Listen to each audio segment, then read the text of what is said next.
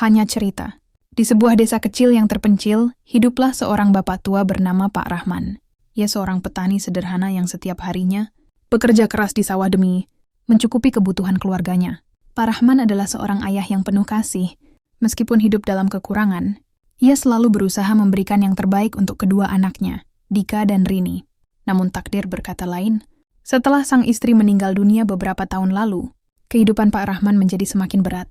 Ia harus merangkap peran sebagai ayah sekaligus ibu, membesarkan anak-anaknya sendirian.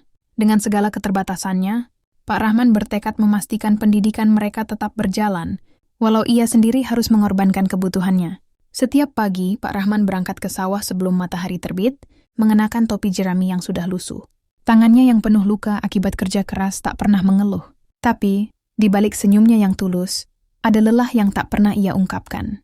Suatu hari, Dika yang sudah beranjak dewasa memutuskan untuk merantau ke kota. Ia berjanji akan kembali membawa kesuksesan untuk membanggakan sang bapak. Rini, yang masih duduk di bangku sekolah menengah, juga berusaha membantu sang ayah dengan menjual kue buatan sendiri di pasar. Waktu berlalu, namun kabar dari Dika semakin jarang. Awalnya, ia rutin mengirim surat dan uang untuk membantu kebutuhan keluarga. Namun lama-kelamaan Dika seolah menghilang tanpa jejak. Pak Rahman sering duduk di teras rumahnya setiap senja, berharap melihat anak lelakinya pulang membawa senyuman seperti dulu. Hingga suatu malam, hujan deras mengguyur desa itu. Pak Rahman duduk sendirian di ruang tengah, memandangi foto keluarganya yang kini mulai pudar. Air matanya mengalir perlahan, membasahi pipinya yang keriput.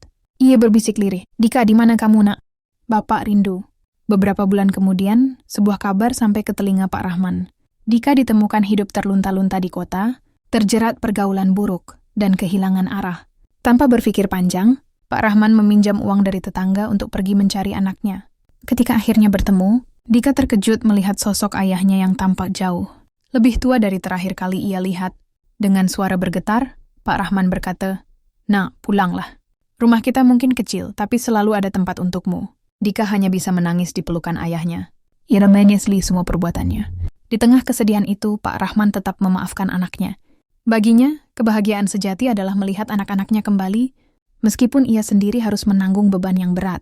Hingga akhir hayatnya, Pak Rahman selalu menjadi simbol cinta tanpa syarat.